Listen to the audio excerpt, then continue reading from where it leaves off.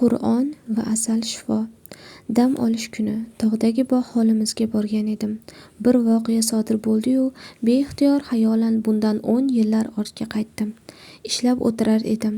Birdan ko'z oldim xiralashib, harflarni ko'rmay qoldim. Ko'zimni bir ikki ishqalab tashladim. Foydasi bo'lmadi. Keyin kiprigim qayrilib qoldimikan deb yuz-ko'zimni yuvdim. Ko'z oldim ravshanlashdi. Xotirjam bo'lib yana ishga berildim. Ko'p o'tmay yana boyagi hol takrorlandi. Ishxonamizda ko'z doktor bor edi. U tezda kasalxonaga yozib berdi. Ish jiddiy ekan. Ko'z pardalariga qon quyilibdi. Muolaja boshlandi. Namoz o'qirdim. Qiblani aniqlab palataning bir burchagida ibodatimni qilaverdim. Nazarimda kasalimning ibodatga hech bir malolligi yo'q edi. Ammo davolovchi shifokorim ko'rib qolib, menga tushuntirgan bo'ldi. Rukuga, sajdaga borganingizda ko'zga og'irligi tushadi. Davolashni oxiriga yetkazib olaylik, dedi. Men aksincha, malollik sezmayotganimni aytdim va ibodat ham davolashga yordam berishini o'zimcha tushuntirmoqchi bo'ldim. Doktor o'zingiz bilasiz degandek indamay qo'ya qoldi. 10 kunlar o'tib davolash ham oxirladi. Doktor menga javob berar ekan, xat ishlari bilan shug'ullanmaslikni, kitob o'qimaslikni maslahat berdi. Hech bo'lmasa 5-6 oy kitob o'qimang, dedi u alohida ta'kidlab. Shundan keyin o'zboshimchalik bo'lsa-da bir oylar chamasida Allohning kalomi Qur'onni ixlos bilan o'qib, o'zimcha xatm qildim.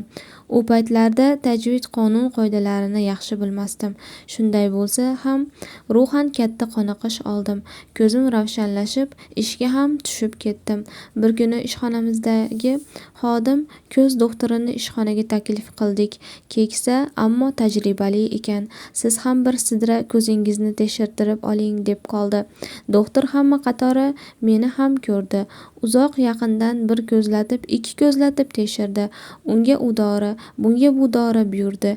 Kaminaga hech qanday maslahat bermadi. Shunda men kasallik varaqamni olib unga ko'rsatdim. U tanishib bo'lgach, sizni Xudo asrabdi. Bunaqa jarohat bilan ishlab bo'lmaydi, dedi u. To'g'ri aytdingiz, dedim. Men va davolangandan keyin Qur'onni o'qib chiqqanimni aytdim. Yapon olimlari ilohiy kitoblarni maxsus apparatda tekshirib ko'rib, Qur'ondan muttasil nur taralib turishini aniqlashgan, dedi. Bu gap men uchun yangilik edi. Ruhim yanada ko'tarildi. Allohning kalomiga bo'lgan muhabbatim behad darajaga oshdi. Bu orada payg'ambarimiz Muhammad Mustafa sallallohu alayhi vasallamning Qur'on va asalning har qanday dardga shifoligi haqidagi hadislarini ham o'qidim. Endi bog' hovlimizdagi voqeaga qaytsak, odatda kech kuz, qish oylarida bog' hovliga boruvchilarning oyog'i uziladi. Men toza havo olgani tomorqada ishlab, chigillarni yozgani boraman. Nimagadir o'sha kuni kechki ibodatlarni bazo'r qilib yota qoldim. Tun yarmida uyg'onib ketdim. Boshimning ikki chekkasida birov ombir solgandek og'riqdan chidab bo'lmasdi. Dori qutisini olib titkilayman. 1000 xil dorilar, lekin qay biri ichishni bilmayman. Yordam so'raydigan odamning o'zi yo'q. Qo'l telefonlari urf bo'lmagan. Tashqarida yomg'ir sharros quyib yotibdi. Birdan ko'zim sandal ustidagi asalga tushdi-yu, payg'ambarimiz sallallohu alayhi vasallamning Qur'on va asal shifodir deganlarini esladim. Go'yo birov ana sening davoying turibdi degandek bo'ldi. O'rnimdan bozor turib choy qo'ydim. Suv qaynab chiqqach, asalli choy qildim-da, payg'ambarimiz Qur'on va asal shifo deganlar deb 3 bora aytib icha boshladim. Sezib turardim. Har yutumda tanamga bir ajib zamzama yugurardi. Ana shu oniy rohatning davom etishini Yaratgandan so'rab yostiqqa bosh qo'ydim. Yotib uxlabman.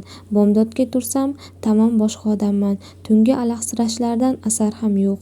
Uyqusiradimmikin deb o'yladim-u, choynak piyolaga ko'zim tushib, barini esladim. Qur'on va asal shifo, bu hadis, shak yo'q. Buni men o'z hayotimda sinab ko'rdim va siz qadrdonlarga ham yetkazib qo'yay dedim.